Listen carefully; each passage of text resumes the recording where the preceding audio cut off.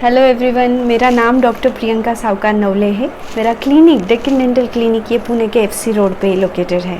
तो आज का जो वीडियो मैं बना रही हूँ स्पेशली डायबिटिक पेशेंट्स के लिए है कि डायबिटीज़ और ओरल इसमें क्या रिलेशन है, क्या एक्सपेक्ट कर सकते हैं। अगर आपको डायबिटीज़ हो गया है तो आपके मुंह में क्या साइंस एंड सिम्टम्स दिखेंगे।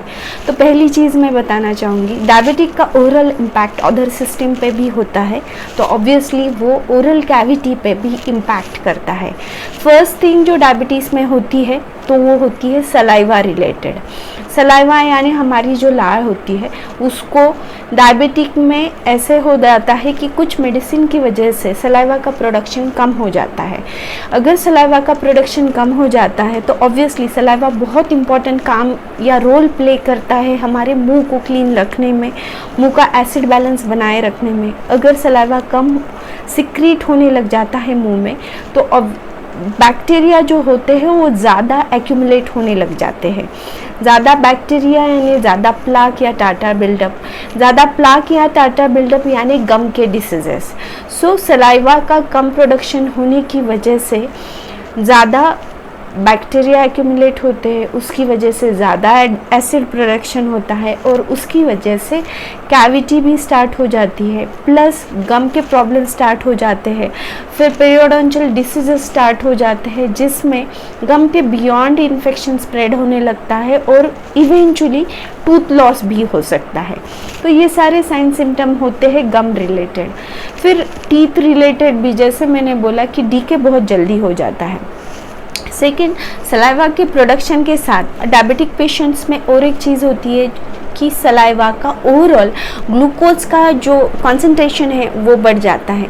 एक बार ग्लूकोज का ओवरऑल कंसंट्रेशन बढ़ जाता है तो ऑब्वियसली ग्लूकोज ये ऐसी चीज़ है जिसके ऊपर ओरल कैविटी के सभी बैक्टीरिया फीड करते हैं, तो उनकी वजह से भी बैक्टीरिया का ओवरऑल काउंट मुंह में ज़्यादा बढ़ जाता है, फिर ज़्यादा प्लैक एक्यूमुलेट होने लगता है।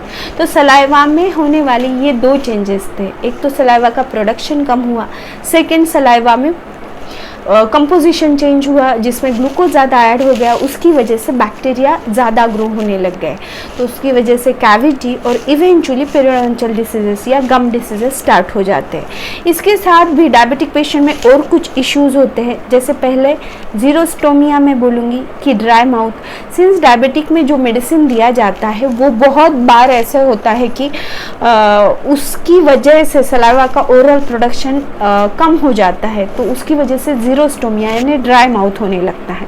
Second thing, alter taste sensation.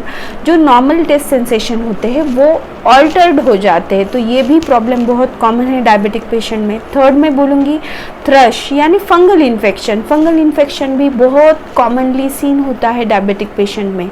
तो ये सब चीज़ें पेशेंट्स को होने लग जाती है because of the altered composition of saliva as well as overall जो कोलेजन सिंथेसिस होता है वो भी डायबिटिक पेशेंट में ऑल्टर हो जाता है। उसकी वजह से बहुत बार ऐसे हो जाता है कि जो बॉडी का या स्किन का या म्यूकोजा का जो नॉर्मल मैकेनिज्म होता है जिसमें टिश्यू ग्रो होती है, डिग्रेड होती है, उसका ऑल्ट्रेशन हो जाता है, सिंस डायबिटिक कोलेजन सिंथेसिस को भी ऑल्टर कर देता है। तो ये most commonly seen oral cavity के साइंस एंड सिम्टम हैं डायबिटिक पेशेंट्स में। होप इस वीडियो द्वारा आपको एनालाइज करने में मदद हुई होगी कि अगर डायबिटीज़ आपको है तो आप क्या एक्सपेक्ट करते हो। और एक सजेशन मैं देना चाहूँगी, अगर आपको डायबिटीज़ है और आप कुछ नोटिस कर रहे हो, मुंह में चेंजेस नोटिस कर रहे हो, हाँ बैड ब्रेथ जैसे कि कहीं पे स्पॉट्स दिखने लग जाते हैं या गम से आपको खून आने लग जाता है, इट इज़ बेटर कि उसको अर्ली आप ट्रीट कर दो। आप किसी डेंटिस्ट के साथ कंसल्ट करो, उनसे बात करो और वो प्रॉब्लम ज़्यादा सीवियरिटी तक जाने मत दो, उसको अर्ली इंटरसेप्ट कर लो। Hope this video helps you और आपको इससे मदद हुई होगी बेसिक अंडरस्टैंडिंग कि डायबिटिक है तो आप क्या एक्सपेक्ट कर सकते हो और आपको ओरल हाइजीन प्रॉपर्ली मेंटेन करना है ताकि ये साइन सिम्टम्स आप में आए ना। Do like my channel, do subscribe it. Bye bye, take care. Thanks for watching. Type yes if you found this video helpful. Have any questions, drop them in comments below and we will get back to you as soon as possible.